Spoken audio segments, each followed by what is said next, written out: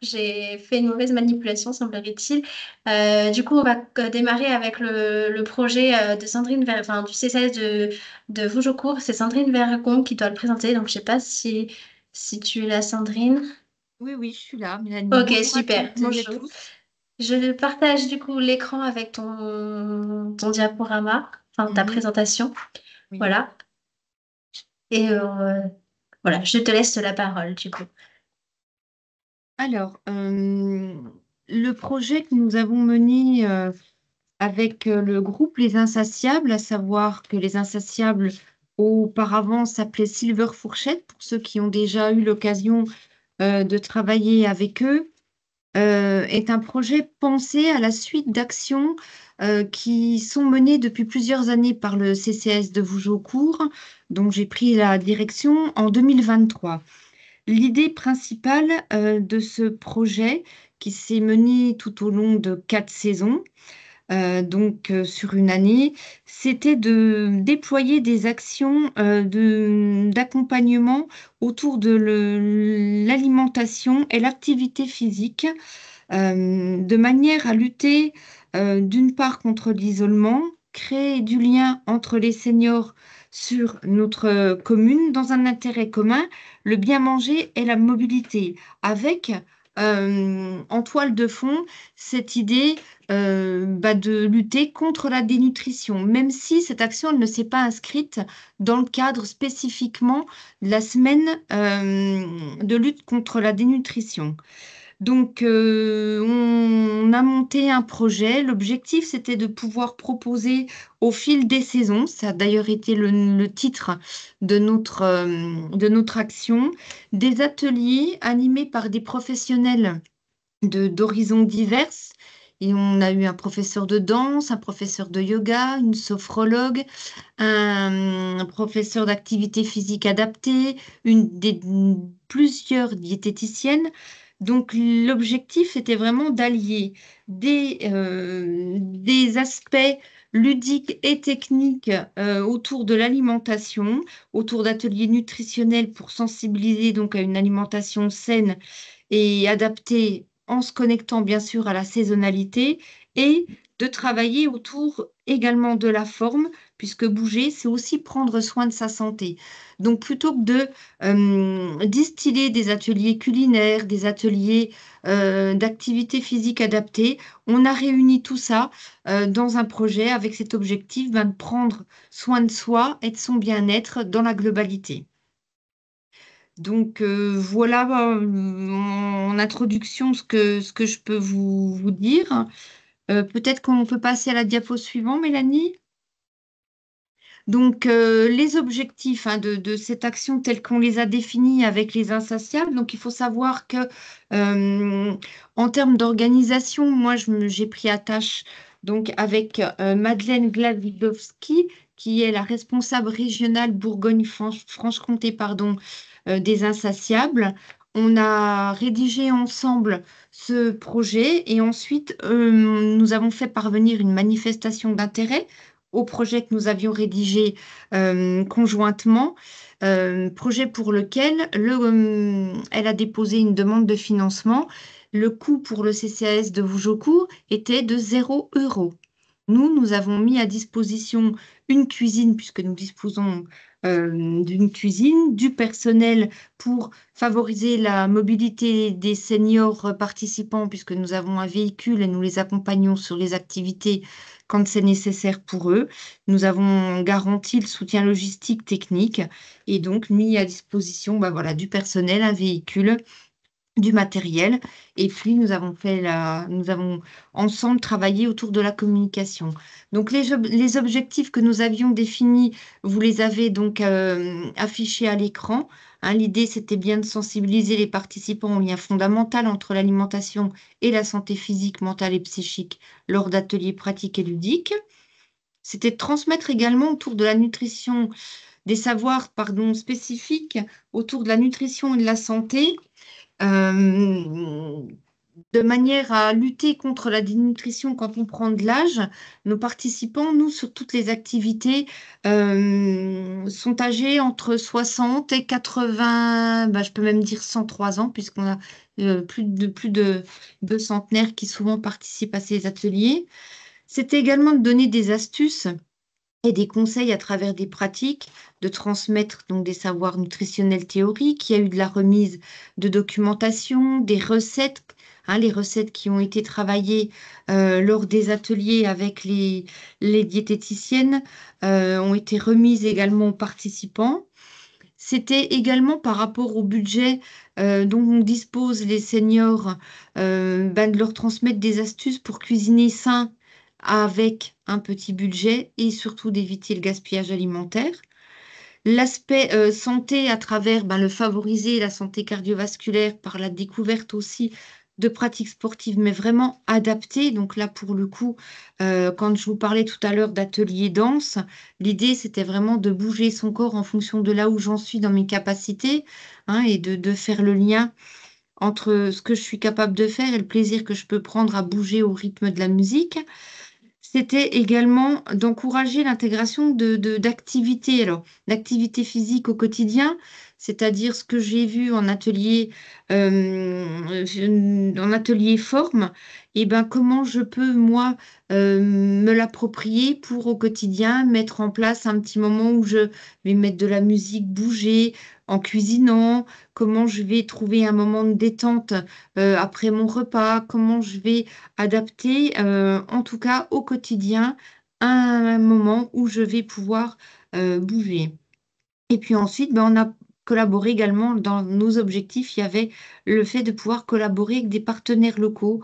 Et c'est là où ma correspondante des Insatiables a fait appel à des professionnels qui sont sur le territoire. Alors, pas de Vougeaucourt, mais plutôt de Pays de Montbéliard agglomération, puisqu'elle a fait appel à une association de randonnée, à des diététiciennes qui sont sur notre secteur. Donc ça, ce sont les objectifs que nous avions déclinés. Donc le contenu du projet, ben, il apparaît à l'écran. Donc il a débuté, enfin nous avions convenu de le débuter en juillet 2024 pour diverses raisons. Il a débuté en octobre 2024. Donc il y avait 8 actions de prévention, 4 autour de la nutrition, 4 autour de l'activité physique adaptée. Moi j'avais la volonté et le souhait qu'on puisse le décliner autour des saisons. Donc, on a fait en sorte que pour chaque saison, automne, hiver, printemps, été, on ait à chaque fois comment, un duo d'activités et en lien avec la cuisine et en lien avec l'activité physique adaptée. Donc, on a eu ben, pour l'automne, on a vraiment respecté notre programme en termes de contenu tel que vous le voyez à l'écran. Donc, voilà, repas d'antan enrichi et végétal, repas de fête équilibré et gourmand, mais surtout petit budget. Pas de gaspille, donc dans ma cuisine, là, l'idée, c'était vraiment de pouvoir cuisiner avec ce que je vais pouvoir trouver de plus commun dans mon frigo. Et puis un pique-nique sain et gourmand, donc une petite randonnée dynamique. Chaque doublon, je veux dire, des ateliers, les participants devaient s'inscrire pour les deux, c'est-à-dire qu'on ne dissociait pas. Si je m'inscrivais à l'atelier automne, je ne pouvais pas venir qu'à l'atelier culinaire. L'objectif était bien d'avoir d'être présent dans la globalité de l'atelier proposé en fonction de la saison. Globalement, on a eu entre 7 et 12 participants chaque fois par cycle. Donc, ce qui est plutôt intéressant parce qu'il y avait une régularité, il fallait pouvoir s'inscrire dans une régularité de participation et ce qui aurait pu être un frein ne l'a pas été finalement. On peut passer peut-être à la suivante. Donc voilà, là vous avez la description des modalités de mise en place de notre action, donc les 4 saisons de l'alimentation. Donc, vous voyez que 12 à 15 participants, c'est quand même déjà un nombre plutôt important, mais on ne voulait pas aller au-delà. L'objectif étant qu'il y ait des échanges, qu'il y ait du lien, que tout le monde puisse être acteur de ce qu'il se vivait sur ces temps et puisse s'autoriser à prendre la parole également au cours des différents ateliers. Donc les objectifs se déclinent hein, devant vous. Chaque saison, chaque moment a été voilà, un moment d'échange qui avait pour objectif d'apporter de la théorie, de la pratique, de rompre la solitude et de favoriser le lien entre les participants. Et c'est plutôt réussi dans le sens où certains ont même un moment convenu de faire du covoiturage quand ils se sont inscrits dans certains cycles. On peut passer à la diapo suivante. Donc voilà pour les 4 saisons de la forme. Donc là, pareil, on était sur des groupes qu'on a jugés, somme toute, très raisonnables, hein, de 12 à 15 seniors, 2h30 à 3 heures par action. Il y a eu donc du yoga, de la sophrologie, une randonnée dynamique et un temps de danse. On a vraiment élargi le contenu de ces ateliers d'accompagnement à la mobilité. On n'est pas resté sur de l'activité physique adaptée avec des bâtons. On a voulu qu'il y ait de l'intérieur, de l'extérieur, que la musique soit aussi quelque chose qui entre dans l'activité physique, parce que souvent les seniors nous disent avoir de la musique à la maison, mais finalement peut-être s'autoriser pas à bouger, à danser. Danser est un bien grand mot, hein, mais en tout cas à se mettre en mouvement. Et ces mouvements dans ces moments-là, ce sont toujours des mouvements qui sont tout de même effectués. L'idée était de prendre en compte le fait que ces mouvements pouvaient être bénéfiques également sur une journée, 2, 3, 4, et pourquoi pas entrer dans un petit quotidien, un petit rituel du matin ou de l'après-midi. Donc, nous avons travaillé des supports de communication donc avec les insatiables. Pour chaque atelier, on avait, donc ça, c'est les insatiables qui ont produit ces supports de communication-là. Le CCS de Vougeaucourt a quant à lui un programme d'activité semestrielle. Donc, les éléments se retrouvaient dans ce programme d'activité qui est distribué à plus de 500 seniors sur la commune en boîte aux lettres. Et les activités étaient communiquées plus largement au niveau de la commune et également au niveau du pays de Montbéliard, puisque l'objectif, c'était aussi d'ouvrir ces activités hors les murs, c'est-à-dire en dehors de Vougeaucourt, ne pas s'enfermer et permettre au plus grand nombre de pouvoir participer. On est quand même une commune de 3200 habitants. On a des communes aux alentours qui ont environ le même nombre de citoyens. L'objectif était vraiment de permettre à ceux qui le souhaitaient de participer et d'avoir accès à des ateliers qui leur permettent, pardon, d'améliorer leur bien-être au quotidien. Donc, on a pour habitude de ne pas s'enfermer sur notre territoire, mais plutôt de l'ouvrir également aux communes avoisinantes en communiquant largement sur nos actions. Et ces supports de communication réalisés par les insatiables ont été également communiqués aux voisins, aux communes des alentours.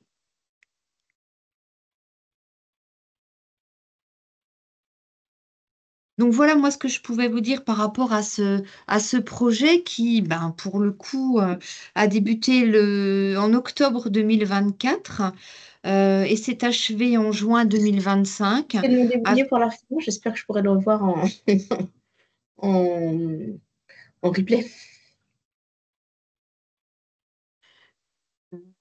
Que voilà, au global, on est à un peu plus de 36 participants sur cette action. L'objectif, c'était pas d'avoir 100 personnes, mais bien de permettre à celles qui avaient la volonté et l'envie ou le besoin de prendre en main leur santé, d'allier nutrition et santé, et on a eu des retours très satisfaisants de la part des seniors qui ont participé. On a eu majoritairement des femmes, mais on a la chance, nous, d'avoir des hommes qui sont très intéressés sur notre territoire par tout ce qui a trait à l'alimentation, à la cuisine, et qui, pour le coup, eh ben, se sont également retrouvés et inscrits et ont aimé partager des temps de yoga ou de danse, alors qu'initialement, on ne les avait pas trouvés sur des ateliers dédiés uniquement à l'activité physique. Donc, un projet satisfaisant avec un partenaire, Les Insatiables, que je vous recommande parce que vraiment, il part de ce que l'on souhaite, de comment on le souhaite, de comment ensuite on peut le faire. Il nous accompagne, il rédige les choses avec nous. L'écoute est là, l'accompagnement est là. Vraiment, c'est un partenaire avec lequel moi j'ai apprécié travailler et les échanges ont été vraiment toujours très fructueux et très intéressants et riches. Et nous avons finalisé là le bilan il y a quelques semaines. Donc voilà moi ce que je pouvais vous dire. Si certains souhaitent davantage d'informations, même si là globalement vous avez le plus gros des choses, vous pouvez bien évidemment me contacter au CCS. Je me ferai un plaisir de répondre à d'autres questions si vous en avez. Merci Merci beaucoup. beaucoup. Il y avait juste une question dans Oui. le chat qu'on demande si ce projet est financé dans le cadre de l'appel à projet Pralim 2024, cuisiner pour mieux manger sans gaspiller. Non, le projet Pralin qu'on a déposé sur Cuisiner, c'est un autre projet qui est mené auprès des publics qui sont bénéficiaires de notre banque alimentaire.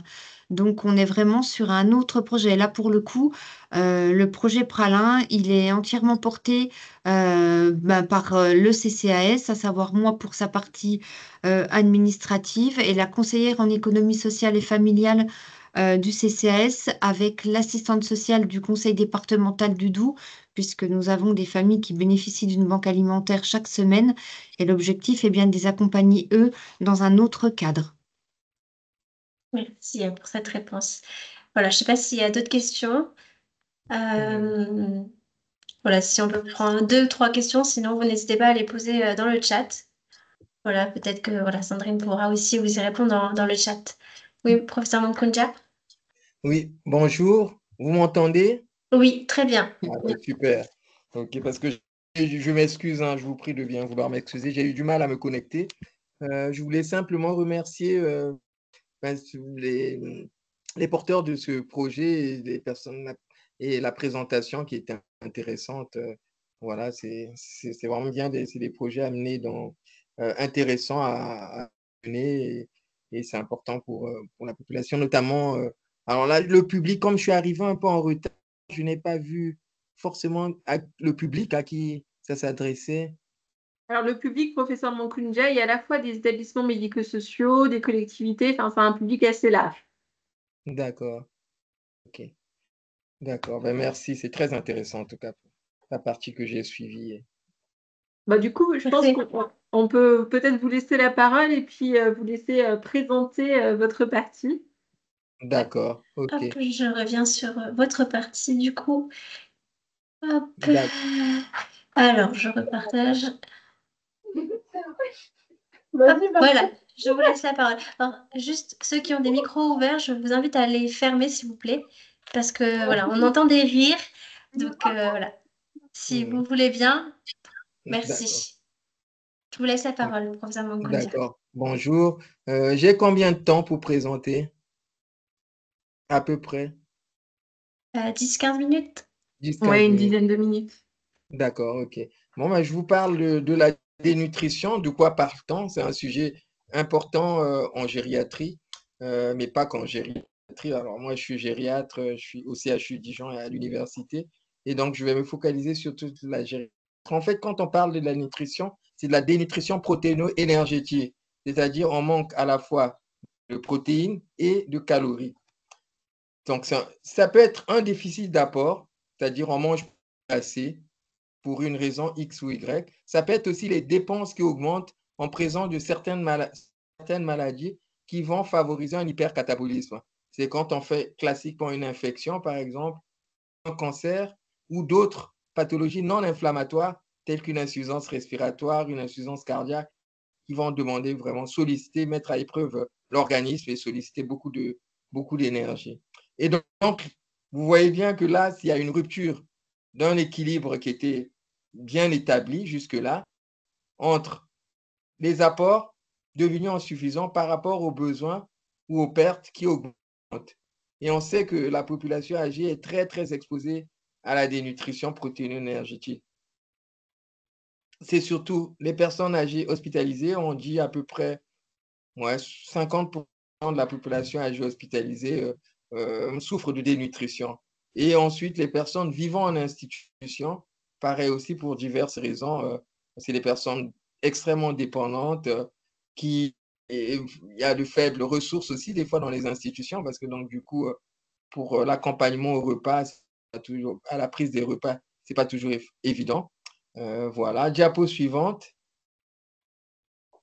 Alors, quand on suspecte une dénutrition, il y a des signes d'alerte auxquels on doit s'intéresser. Une perte de poids frustre qui va s'établir tout progressivement. Hein. Vous allez le constater, par exemple, on voit, tiens, les vêtements sont devenus un peu larges. Tiens, elle est obligée de mettre une ceinture, elle est obligée de mettre une ceinture pour tenir son pantalon. Des gens qui deviennent extrêmement fatigables à cause de la dénutrition fatigue. Les repas, il y a des restes de repas plus importants que d'habitude. La déshydratation aussi, il faut savoir que la moitié des apports quotidiens en eau sont assurés par l'alimentation. Donc, quand on est dénutri, on est exposé aussi à une déshydratation. Le contexte de dépression qu'on retrouve assez souvent, c'est sous-estimé dans la population âgée parce que ça ne se manifeste pas tout à fait de la même façon. Donc, ça aussi, là aussi, il faut aller piocher, essayer de faire un interrogatoire bien précis et pour aller retrouver des éléments dépressifs. Et évidemment, le contexte d'infection, quand il y a une infection, comme je l'ai dit tout à l'heure, il y a quand même un risque important de dénutrition en raison de l'hypercatabolisme, de l'inflammation, lié à l'inflammation. Et puis toute autre pathologie organique aussi peut clouer la personne au lit, même si ce n'est pas une infection, clouer au lit, donc moins d'accès, facilité d'aller faire les courses, il suffit que la personne se retrouve plus ou moins seule et donc plus d'accès à une grosse quantité, à l'alimentation, en tout cas en quantité suffisante.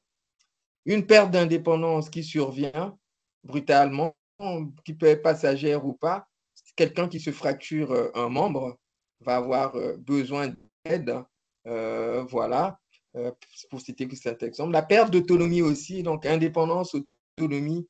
L'indépendance est plus sur le plan fonctionnel, on ne peut plus réaliser les actes. L'autonomie, c'est l'autogestion, ça fait appel plus au cognitif, hein, c'est-à-dire on peut prendre des décisions, on peut prendre le pour et le contre, on peut avoir une analyse plutôt intellectuelle de la situation, ça c'est l'autonomie. Et quand on a une perte d'autonomie aussi, on peut être exposé à un risque de dénutrition. L'isolement social, même temporaire, un proche aidant qui part en congé, une interruption du service des services, hein, quelqu'un qui se fait livrer ses repas, congé, manque de personnel, on limite la livraison des repas et ça, on est exposé, ça expose à la dénutrition aussi. Diapo suivante. Alors, comment diagnostiquer? Bon, je vous ai mis l'idée, c'est de ne pas retenir vraiment les chiffres parce qu'on peut trouver les tableaux dans tous les manuels bien faits et dans les recommandations de la Haute Autorité de Santé. Mais pour vous montrer quand même un aperçu, quand on parle de dénutrition, il faut un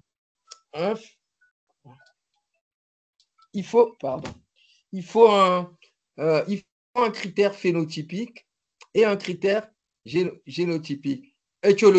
Phénotypique et étiologique. Un seul critère dans chaque catégorie, phénotypique, hein, et étiologique, on en parlera après. Donc, dans les phénotypiques, vous voyez à la perte de poids. Bon, quand on peut l'estimer,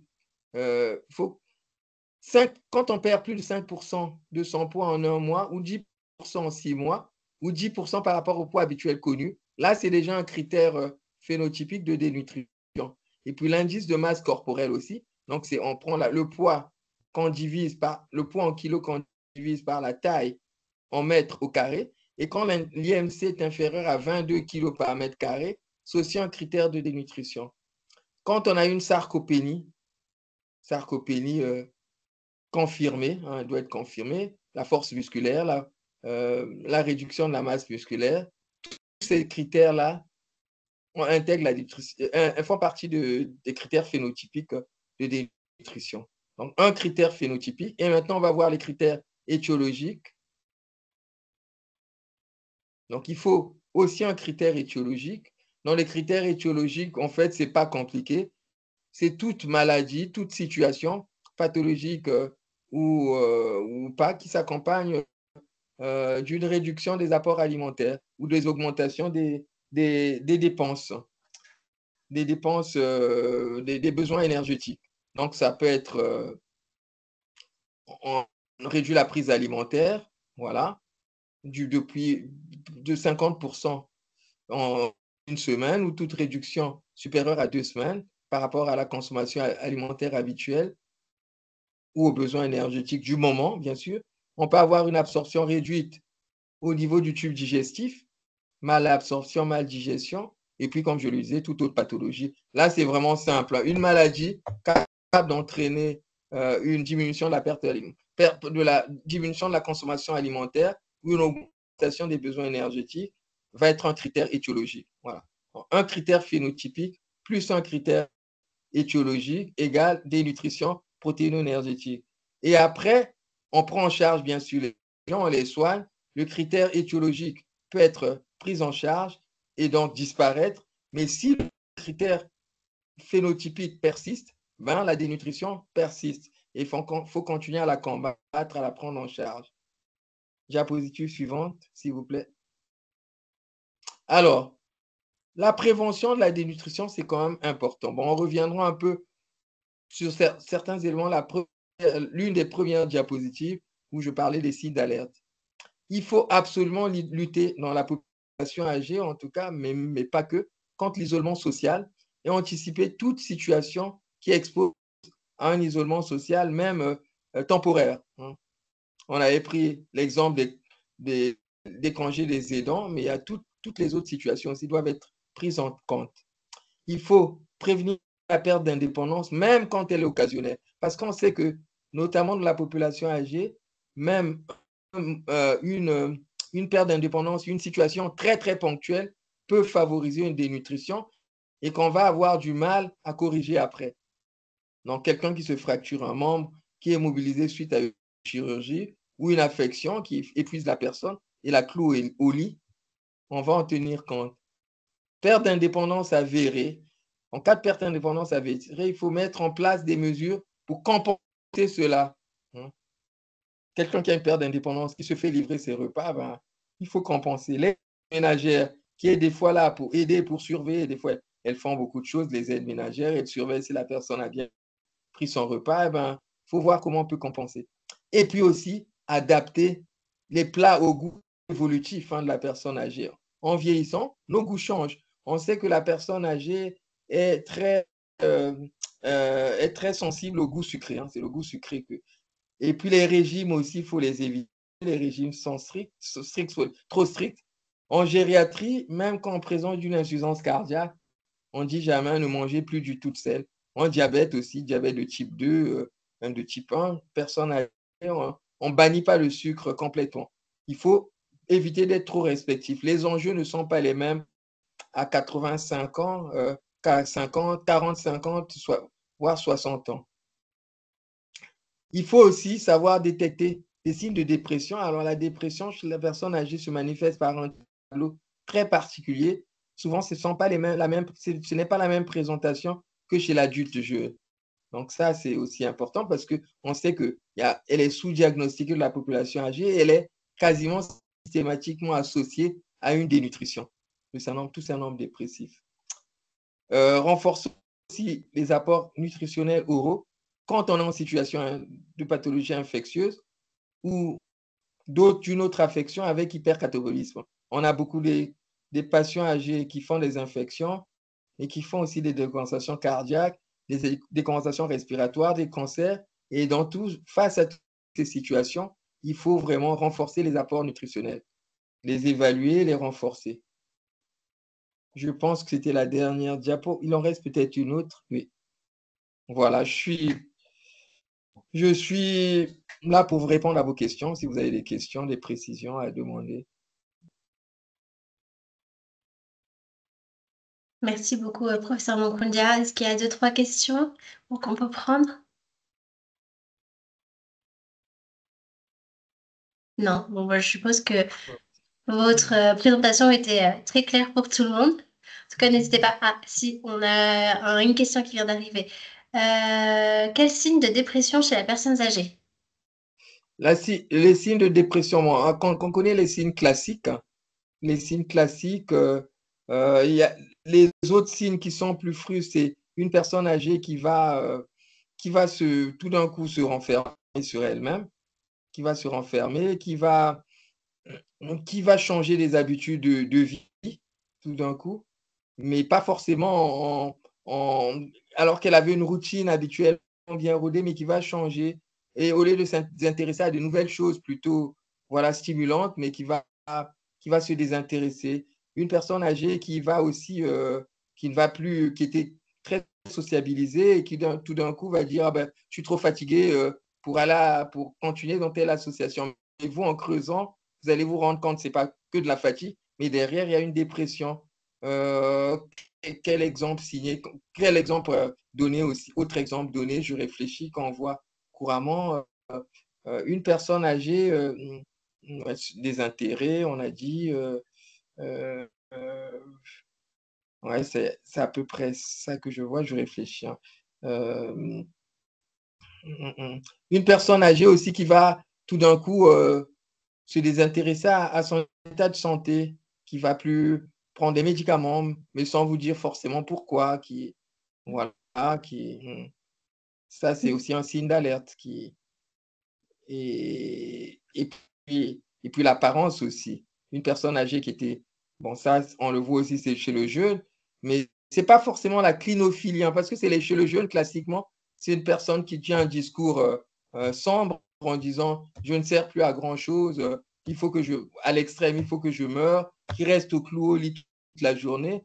La personne âgée ne va pas forcément vous tenir un discours en disant bah non, je ne sers plus à grand chose, euh, je, je, veux mourir. Il y en a qui le tiennent, mais pas toujours. Et il y en a qui vont. Elle va pas forcément rester clouée au lit, mais elle va changer ses activités en disant bon, ouais, ça m'intéresse plus, ou peut s'exprimer aussi. Ça, on le voit aussi. Donc, c'est ce genre de signe qu'il faut alerter, aller creuser. Et en creusant, on se rend compte qu'il y a quand même un terrain dépressif. Merci. Et il y a quelqu'un qui demande si la perte de masse musculaire peut être, pour mesurer, pardon, la perte de masse musculaire, on peut utiliser le tour de mollet. Oui, bien sûr. Tour de mollet. On peut aussi mesurer au niveau du biceps brachial, bien sûr. Ça se mesure. Après, en pratique courante, pardon, le tour de mollet, on peut le faire plus facilement, mais mesurer la masse musculaire au niveau du biceps, on prend un compact qui sert à mesurer. On ne le fait pas en pratique courante, quoi. C'est plus en laboratoire. Mais le tour du mollet, oui, parce que le muscle, au niveau le muscle sural, quand il fond, ça peut être un signe de dénutrition aussi. Et un marqueur. Merci. On a une autre question plutôt financière, c'est le coût financier de la dénutrition à l'hôpital. Si vous Oula, avez il les est chiffres. énorme. Je n'ai pas de chiffres précis, mais tout ce que je sais, c'est qu'il est très important parce que, comme je vous l'ai dit, à l'hôpital, le taux de dénutrition, en tout cas dans un service de médecine, il peut aller jusqu'à 70%, 75% des gens hospitalisés qui sont en dénutrition.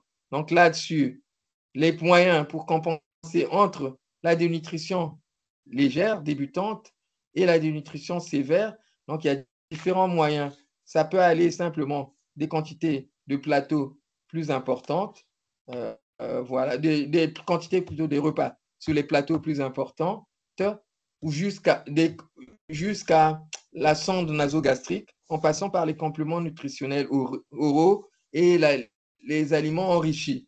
Et donc, le coût, bon, je n'ai pas de données précises, mais le coût, il est vraiment, il n'est pas négligeable.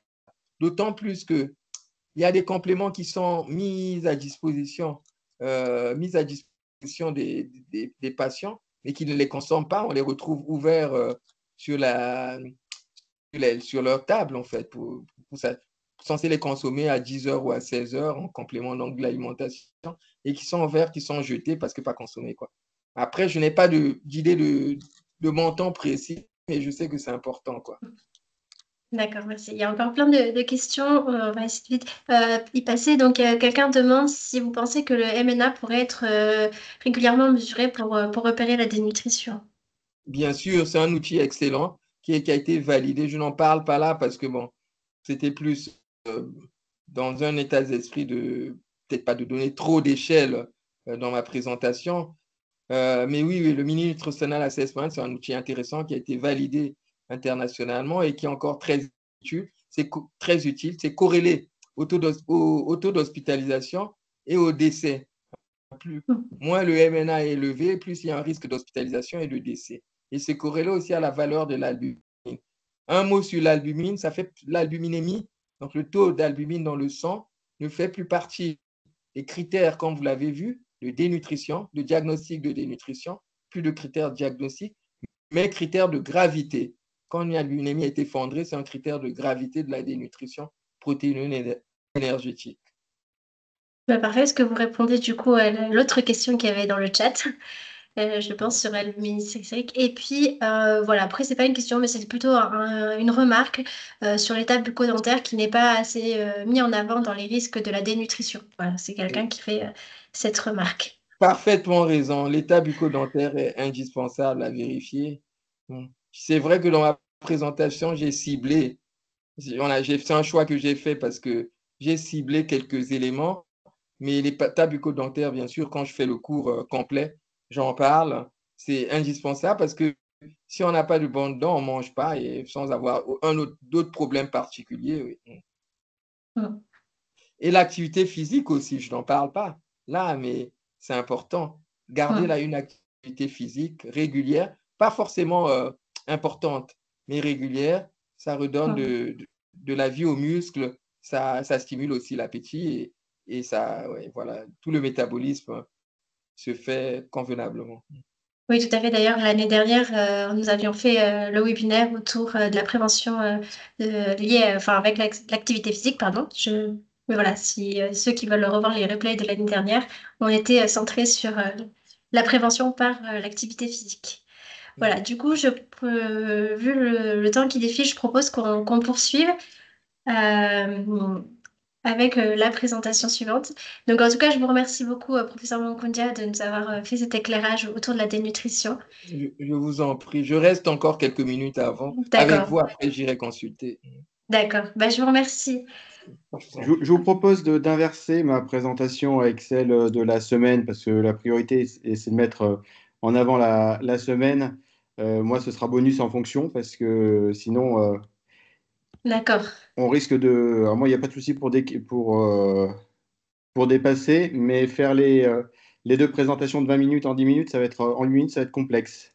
d'accord. Donc, on passe à la semaine de la dénutrition. Hop, je vais sur le diaporama. Hop, plutôt que de vous refaire tout, hop, j'en partage.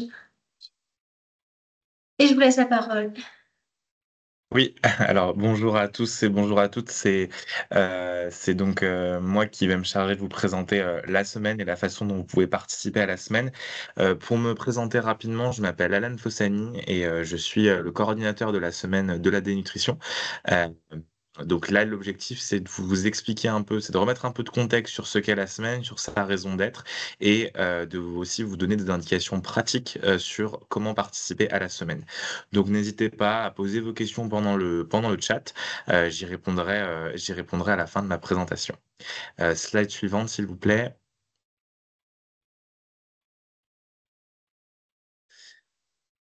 Alors, Oui, voilà, c'est ça, merci. Alors donc la semaine de la dénutrition, qu'est-ce que c'est? C'est une semaine de mobilisation, qui est composée d'une multitude d'actions, de milliers d'actions dans toute la France, réalisées par, les acteurs du médico-social et du sanitaire, mais aussi par, d'autres acteurs qui viennent d'autres secteurs, qui ont aussi tout intérêt à, lutter contre la dénutrition. Alors pour vous donner un petit peu d'historique, le collectif de lutte contre la dénutrition, il a été fondé en 2016 et il est chargé depuis 2020, mandaté par le ministère de la Santé, pour organiser une semaine, la semaine nationale de la dénutrition, pour, vraiment mettre un coup de projecteur sur cette maladie. L'objectif de cette semaine, eh bien, c'est, à la fois, de sensibiliser, de faire de la sensibilisation auprès des acteurs, mais aussi du grand public, et c'est aussi de mettre en avant tous les acteurs qui participent à la lutte contre la dénutrition, puisque c'est une maladie, ça a déjà été dit, mais qui est largement sous-estimée. Alors, là, cette année, on est sur la sixième édition de la semaine. Ah, non, merci. Cette année, on est sur la sixième édition de la semaine. Elle aura lieu du 17 au 23 novembre. Et alors, à qui s'adresse la semaine? Eh bien, évidemment, elle s'adresse aux établissements médico-sociaux, aux établissements de santé. euh, mais pas que. Il y a aussi beaucoup d'entreprises, beaucoup d'associations qui y participent et des professionnels du premier recours, puisque en fait, les professionnels du premier recours ont un lien très fort avec le grand public, donc c'est aussi un axe.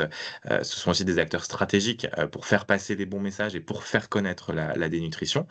Donc concrètement, comment ça se passe? Eh bien, on a le collectif met à disposition avant la semaine de la dénutrition, une plateforme sur laquelle vous pouvez enregistrer une action que vous allez mener à l'occasion de la semaine, donc une action de sensibilisation.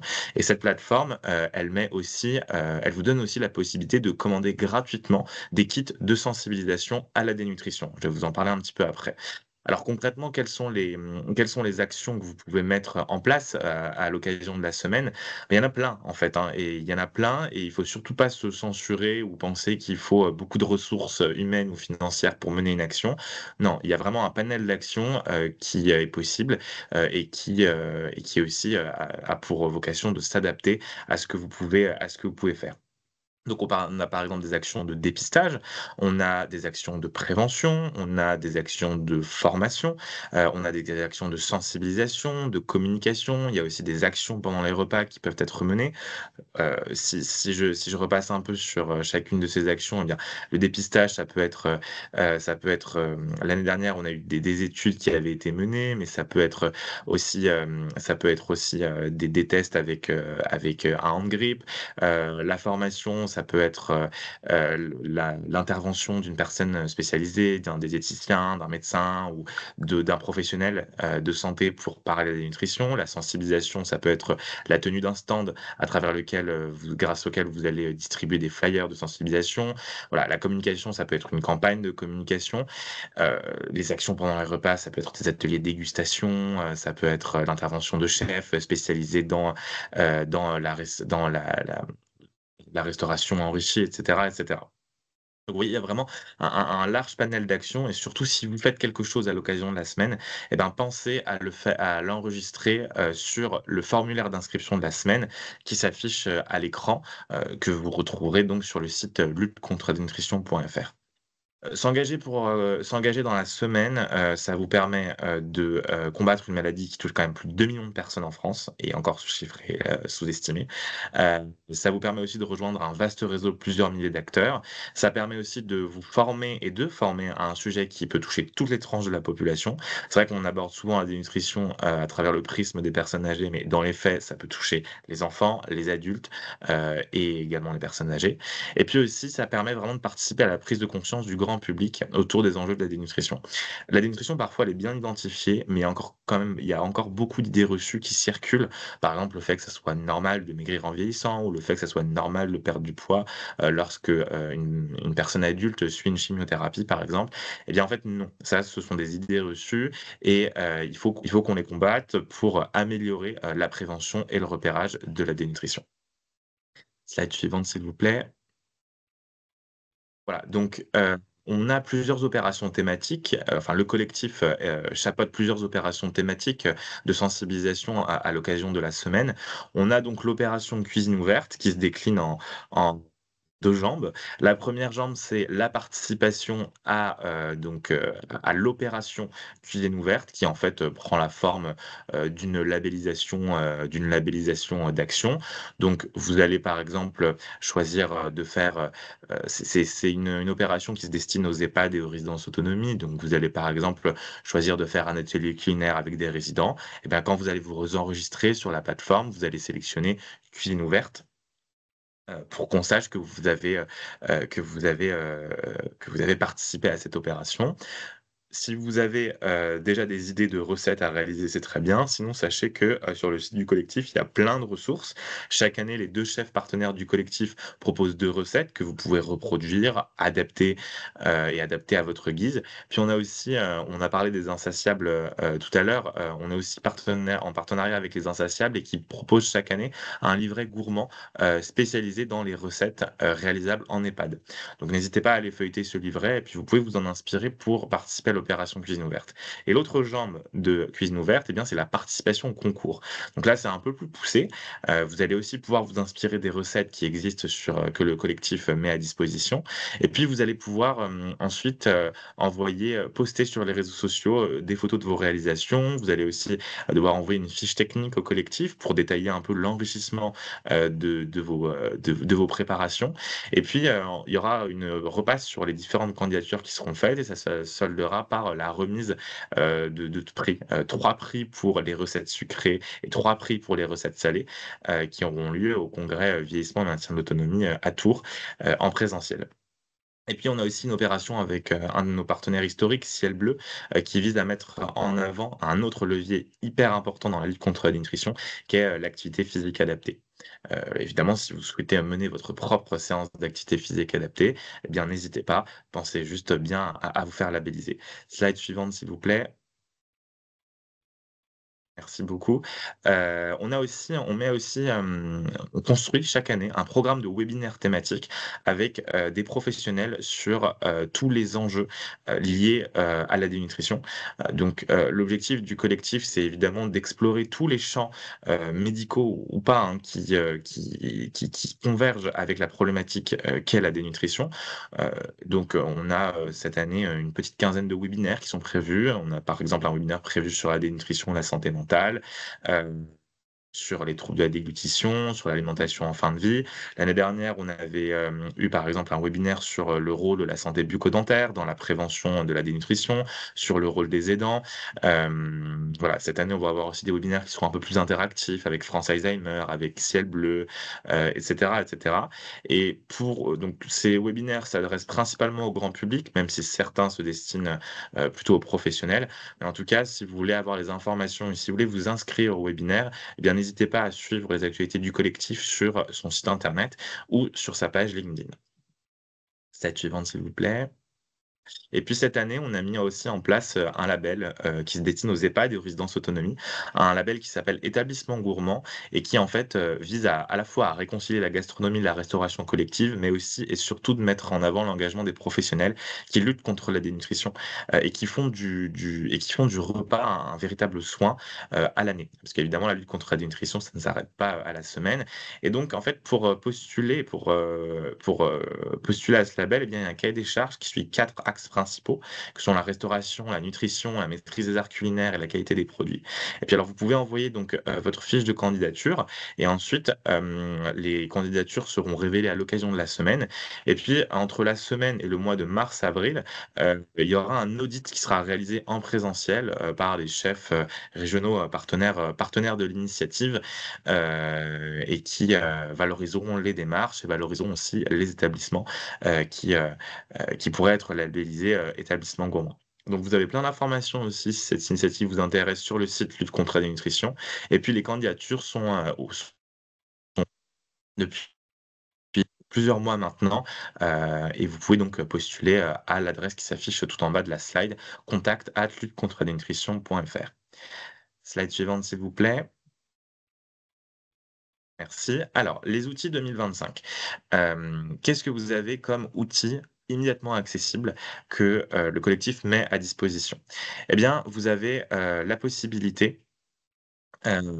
donc la possibilité de recevoir un kit de communication. Slide suivante, s'il vous plaît. Jusqu'au kit de communication que vous pouvez recevoir gratuitement dans votre boîte aux lettres. Attention, les commandes de kits se ferment le 20 septembre, donc c'est dans un peu moins de 20 jours. Vous avez encore le temps, mais je vous conseille de commencer à passer vos commandes si ça n'est pas encore fait. Slide suivante, s'il vous plaît. Alors, concrètement, le kit de communication, c'est un kit qui est composé de flyers à destination du grand public, à destination des aidants, à destination des soignants. Et puis vous avez aussi, des affiches, vous avez aussi, des flyers d'autodiagnostic, vous avez aussi des affiches, dédiées à la restauration collective. Pour recevoir ce kit de communication, il vous faut vous enregistrer sur la plateforme en tant que participant avec votre numéro SIRET. Une fois que vous avez effectué votre enregistrement avec votre numéro SIRET, vous pourrez donc d'abord labelliser votre action et ensuite passer commande pour votre kit. J'insiste bien sur le terme ensuite puisque la commande d'un kit est conditionnée à l'enregistrement d'une action l'enregistrement d'une action via la plateforme. Slide suivante, s'il vous plaît. Donc voilà, donc une fois que vous inscrivez, hein, c'est la première étape, c'est une étape qui nous sera demandée qu'une fois vous saisissez les informations liées à votre établissement, etc. Une fois que c'est fait, si vous n'avez pas encore d'idée d'action, vous pouvez revenir sur la plateforme à n'importe quel moment. Sachez que cette année, on a laissé la possibilité de modifier les commandes et de modifier les actions au fur et à mesure de l'évolution de votre réflexion. Donc ça veut dire que si vous avez enregistré une première fois votre action et que vous voulez la modifier, ben, vous pouvez revenir dessus en saisissant votre numéro SIRET. Votre numéro SIRET, c'est votre identifiant de compte. Et donc, comment labelliser votre action? Eh bien, vous saisissez tous les détails qui vous seront demandés, donc l'heure, la date, le nombre de participants estimé, et puis vous allez recevoir un mail de confirmation à l'adresse mail saisie qui vous confirmera la bonne prise en compte de cette action. Et puis, une fois votre action labellisée, vous recevrez un mail de confirmation et vous pourrez utiliser le logo officiel de la semaine pour la poser et pour l'associer à votre action. Alors, la seule contrainte qu'on a, c'est que ce logo donc appartient au ministère de la Santé et on ne peut pas labelliser d'actions qui seraient à vocation commerciale. Mais toutes les autres actions, évidemment, peuvent être labellisées. Slide suivante, s'il vous plaît. Et puis une fois que vous avez fait votre demande de labellisation, vous pouvez commander vos kits, vous pourrez choisir les éléments que vous souhaitez recevoir. Pensez bien à donner le plus de détails possible, dans, l'adresse de livraison, puisque, en fait, c'est ce qui assurera le bon déroulement de la livraison. Donc on va vous demander un contact de secours et cetera et cetera. Et n'oubliez pas que vous pouvez modifier votre commande à tout moment jusqu'au 26 septembre. Alors, je vais vous, passer rapidement en revue les différents flyers qu'on met à disposition. Slide suivante, s'il vous plaît. Vous avez donc dans le kit de communication, de base, recevoir une affiche, l'affiche officielle de la semaine de la dénutrition. Vous avez aussi la possibilité de commander un kakémono. En revanche, ce sont des pièces qui coûtent très cher, donc si, vous souhaitez en recevoir, je vous conseille de les commander dès maintenant parce que malheureusement, on ne pourra pas en envoyer à tout le monde. Slide suivante. Et vous avez aussi, 3 déclinaisons de flyers, que sont, le flyer grand public, le flyer soignant et le flyer acteur du domicile. Slide suivante. Voilà, donc vous avez une vision en 3D de ce qu'est le flyer grand public. Slide suivante. Le contenu, donc qu'est-ce que la dénutrition? Quels sont les signaux qui peuvent alerter? Les risques qui pèsent sur les personnes dénutries? Comment prévenir la dénutrition? Et surtout, comment on y répond? Slide suivante. Voilà, le verso. Slide suivante, s'il vous plaît. Le flyer aidant et aide-soignant. Slide suivante, merci. L'aide, donc voilà, après, alors celui-ci est plus axé sur quels sont les bons gestes, hein, les bonnes pratiques à avoir dès que les premiers symptômes de la dénutrition apparaissent. Slide suivante. Voilà, et puis le flyer soignant également, qui se destine un peu plus, qui se destine donc comme son nom l'indique aux soignants. Slide suivante.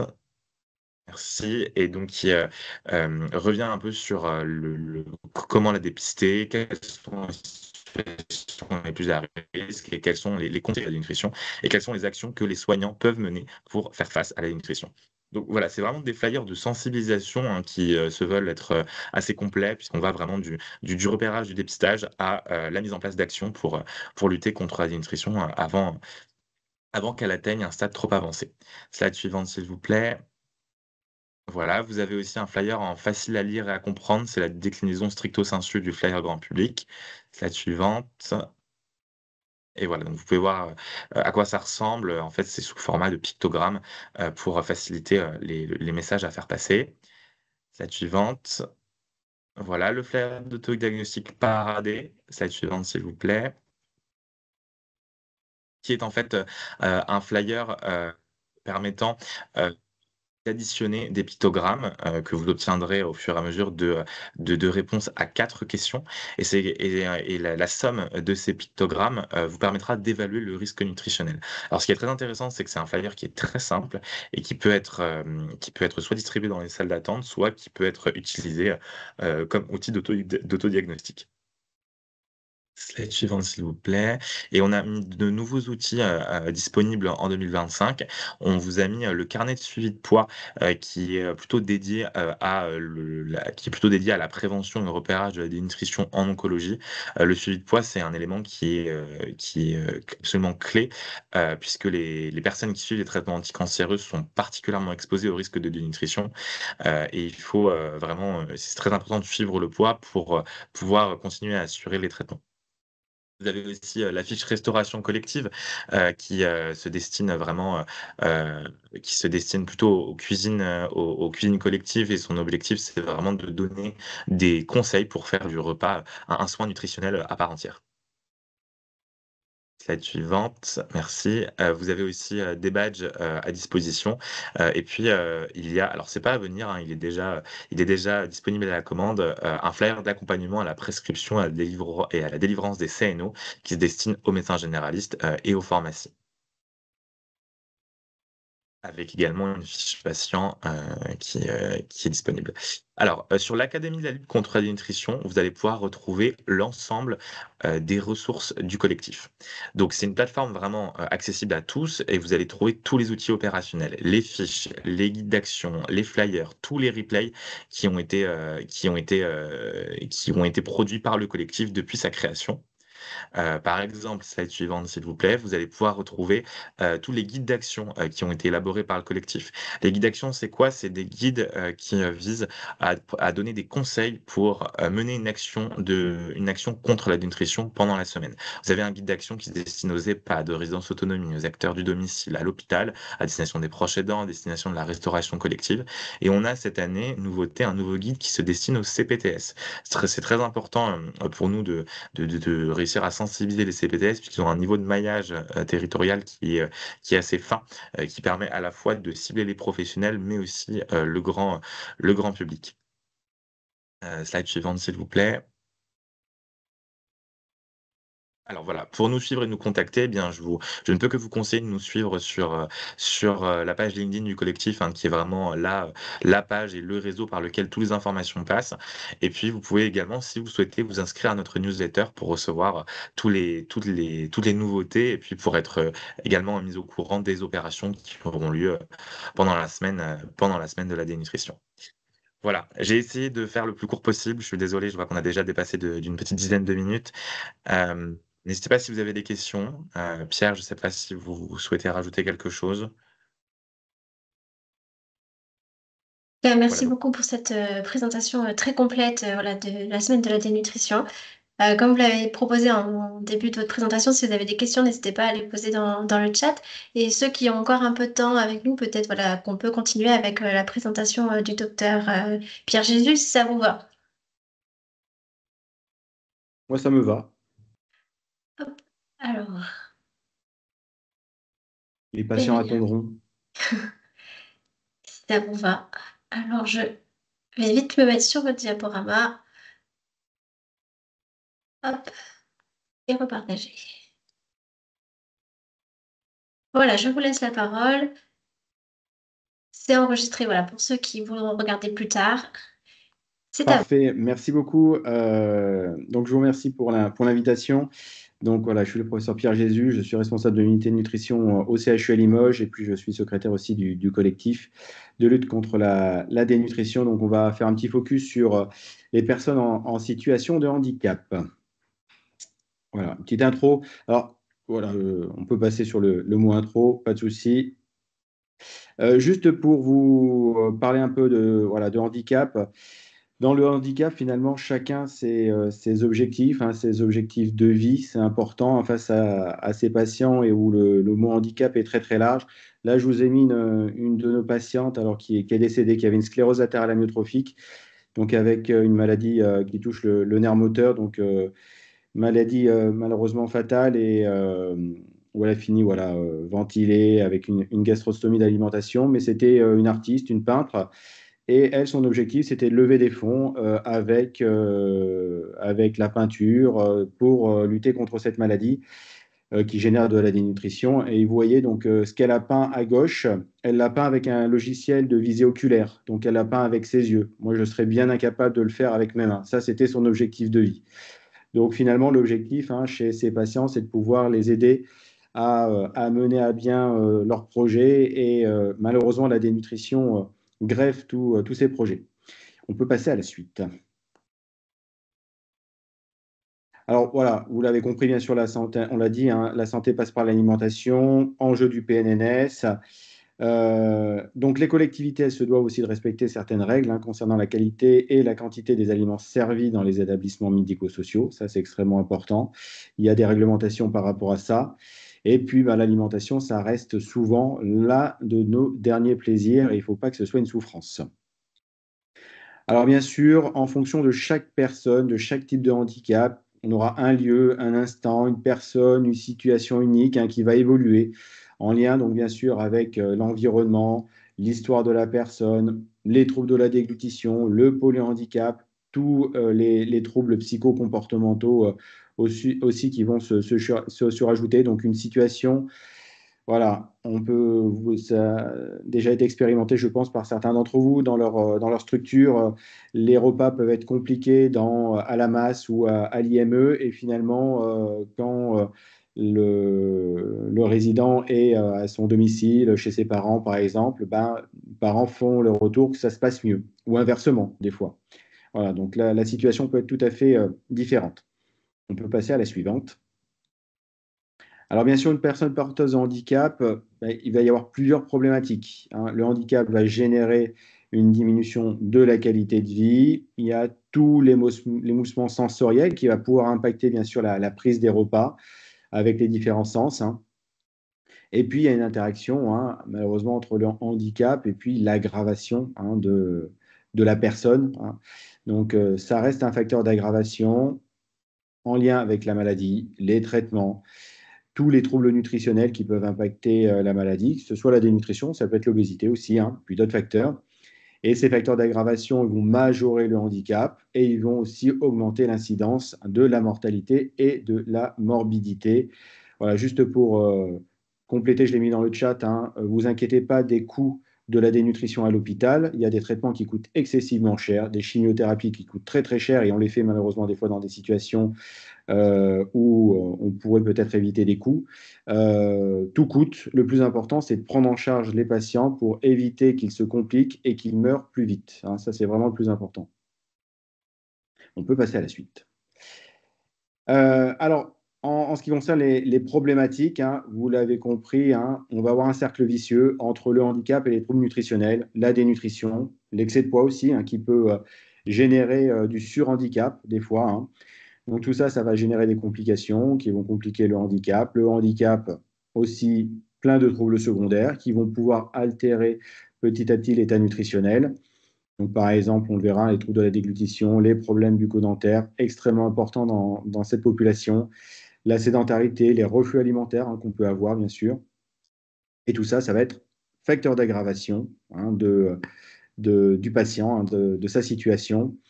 Et bien sûr, vous l'avez compris, toutes les complications, elles vont pouvoir générer, si la dénutrition, une diminution de la masse musculaire. Si on a de l'obésité, un excès de masse grasse qui peut être, comme on l'a dit, gênant pour les patients. et donc des atteintes fonctionnelles sur la mobilité, les atteintes respiratoires aussi. Diapositive suivante, merci. Donc, je vais vous faire un petit point sur la dénutrition. On ne va pas rentrer bien sûr dans les critères que vous avez vus. On va faire vraiment le focus sur le handicap. En quelques chiffres, on a à peu près 2 tiers des enfants et adultes polyhandicapés qui sont dénutris. On garde en tête, hein, vous avez la majeure partie de cette population de dénutris. Hein. Donc, finalement, si on interroge des fois les structures, elles ne savent pas trop répondre parce que l'évaluation, elle n'est pas obligatoirement faite. Ce n'est pas si simple que ça. Voilà. 40 à 66% des enfants avec un polyhandicap, 38 à 60% des adultes avec un polyhandicap. Je vous ai pris d'autres pathologies qui génèrent donc du handicap lourd, hein, la sclérose latérale amyotrophique, 13 à 50% des cas, la myopathie du chêne de Boulogne, 62% des cas. Si vous voulez garder un chiffre haut, au moins 60% des patients avec des handicaps, on va dire, moteurs, psychomoteurs, polyhandicap, sont dénutris. Alors, les signes qui peuvent alerter dans ces situations, donc c'est un enfant qui va s'arrêter de grandir et de prendre du poids. Parce que même un enfant qui naît avec son polyhandicap, il va grandir et il va prendre du poids, hein, différemment d'un enfant sans son handicap, mais il va quand même évoluer. Une personne qui a perdu de l'appétit aussi, qui diminue son alimentation, ses activités, les vêtements, bien sûr, l'appareillage qui flotte plus, hein, l'écran de la ceinture, hein, ce qui se resserre aussi, c'est des marqueurs assez simples. Hein. Une fatigue inhabituelle, la somnolence de la personne qui va être moins attentive aussi au moment des repas, qui va faire plus de fausses routes, hein, ça peut être en lien avec de la dénutrition. Bien sûr, un des intérêts pour les activités courantes, comme on a pu l'aborder tout à l'heure, la dépression et autres, hein, perte des acquis cognitifs, hein, quelqu'un qui va régresser alors qu'il avait quand même certains acquis. Et puis les mauvais états bucco-dentaires, clairement, hein, des abcès, des racines qui sont cassées, apparentes, des douleurs dans la bouche. Donc tout ça, on va l'aborder juste après.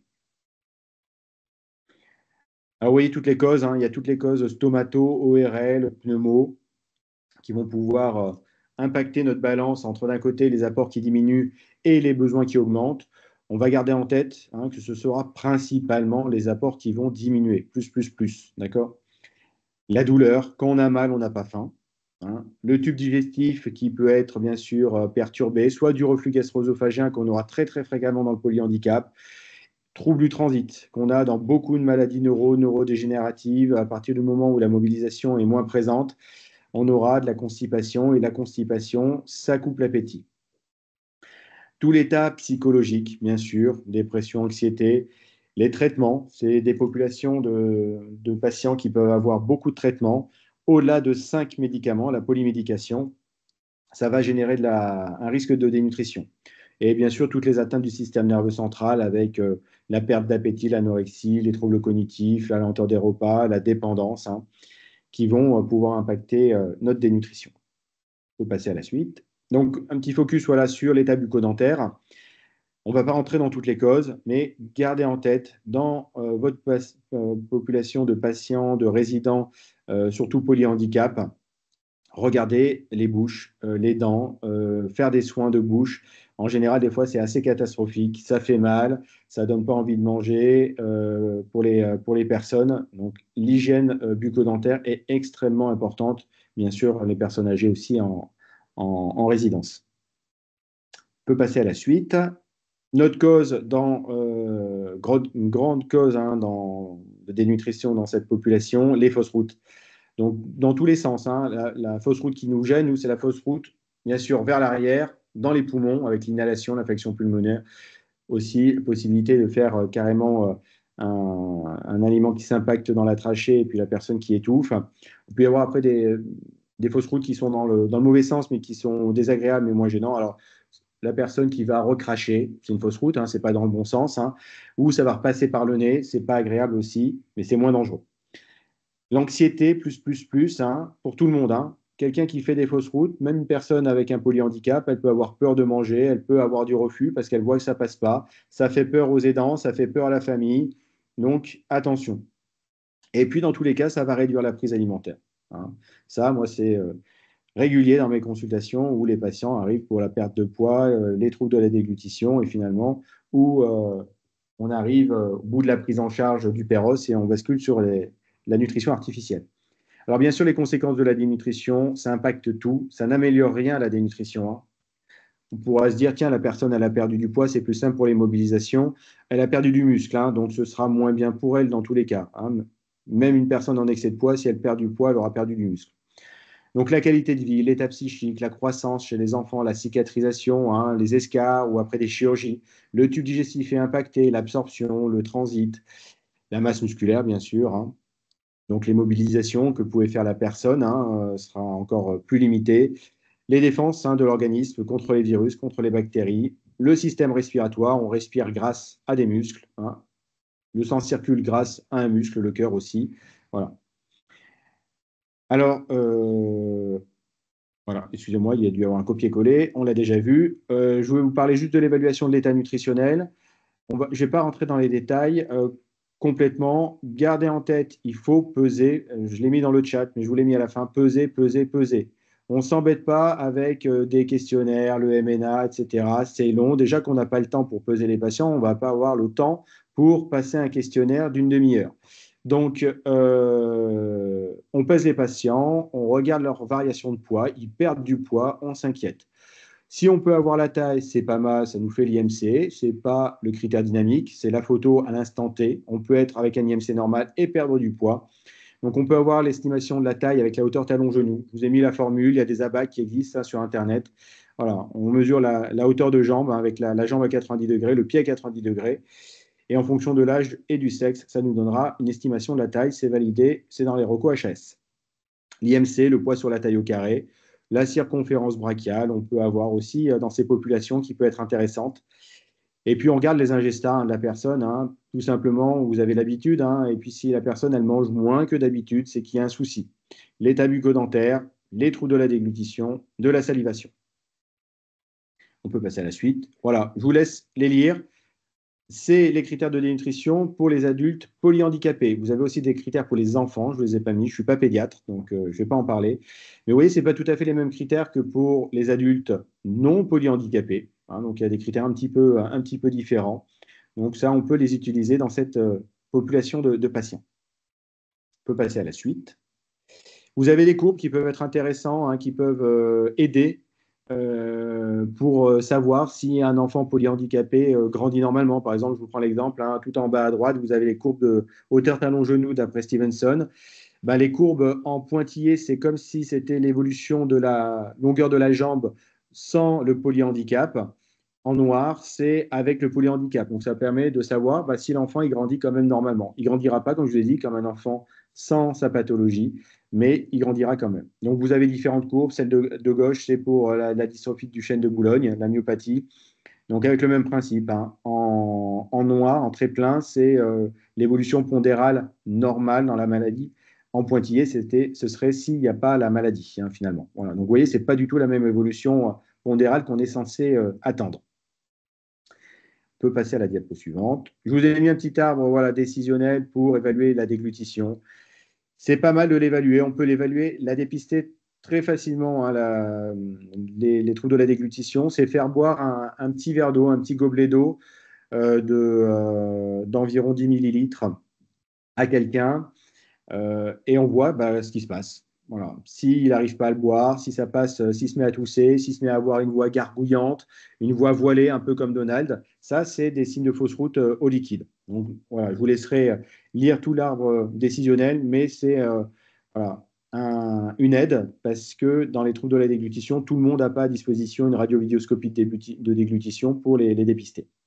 Donc, en conclusion, on peut passer à la diapo suivante, s'il vous plaît.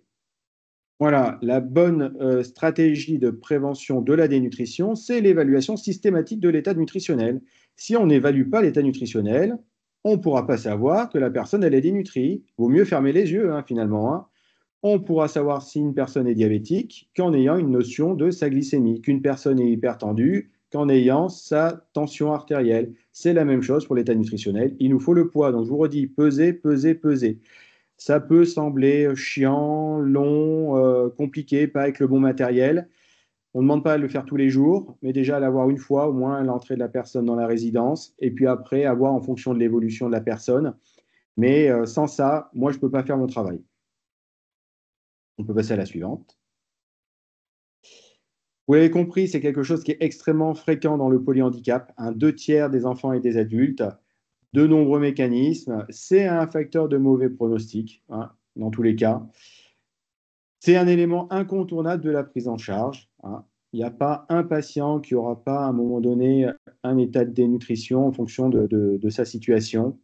Donc la prévention, c'est évaluer et peser, je le redis. Je peux passer à la diapo suivante. Voilà, je vous ai mis quelques outils aussi. Donc le guide d'action pour donc les personnes en situation de handicap. Je vous ai mis aussi des outils, des fiches qui sont faits pour, vous pouvez aller voir sur le site de Coactis, qui est un partenaire du collectif, hein, qui a fait des fiches aussi extrêmement intéressantes dans le contexte du handicap. Je peux passer à la suivante. Et je fais un petit peu de pub pour ma paroisse aussi, hein. Je suis administrateur du Centre Ressources Nutrition Nouvelle-Aquitaine, qui travaille aussi, hein, en lien avec les établissements médico-sociaux, que ce soit personnes âgées et puis handicap. Donc avec des fiches conseils. Voilà, vous pouvez aller voir le site et puis adhérer si vous le souhaitez. Et je crois que j'ai fini. Et voilà. Oui, c'est ça. Merci beaucoup pour cette présentation. Voilà, on a pris quand même pas mal de retard sur ce qu'on avait prévu, mais on avait quand même un déroulé assez dense. Donc, merci à vous, docteur Pierre Jésus, déjà d'être resté jusqu'au bout avec nous. Si vous avez juste le temps pour une question, c'est que quelqu'un en a posé une dans le chat qui demande, dans le cas d'une personne âgée polyhandicapée, quels critères ils doivent prendre en compte en priorité, soit celle des personnes âgées qu'on a vues précédemment ou celle de la personne polyhandicapée. Voilà, Alors, la il seule faudra question. différencier finalement un, entre guillemets, polyhandicap acquis à la naissance, par exemple, hein. La personne qui va avoir son polyhandicap sur une anoxie cérébrale, sur une épilepsie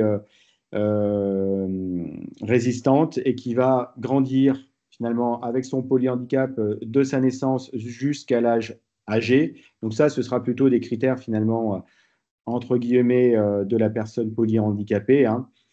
Si c'est quelqu'un qui va avoir à un moment donné donc un polyhandicap ou un handicap à l'âge adulte ou en étant âgé au cours d'un accident vasculaire cérébral, par exemple, là, il faut prendre les critères diagnostiques de l'HAS de la personne âgée, en fait. Voilà. Merci beaucoup.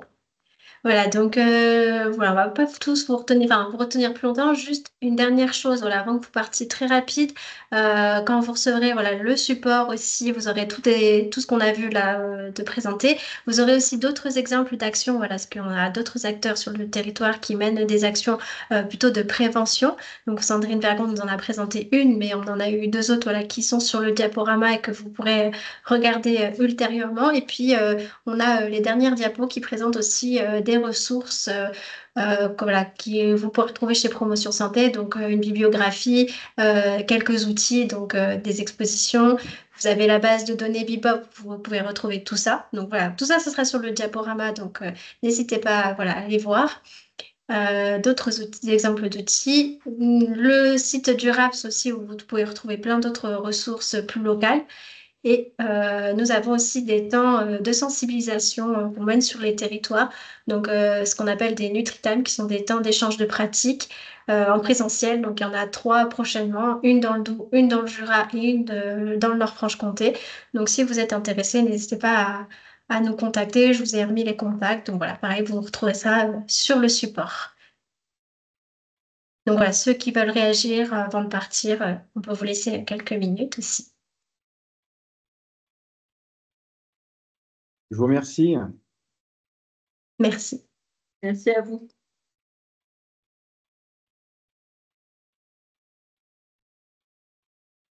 Bon, bah, du coup, je vous souhaite un bon après-midi. Merci. Bon Merci à après-midi. Au tous. revoir. Merci, au revoir. Au revoir. Merci, au revoir.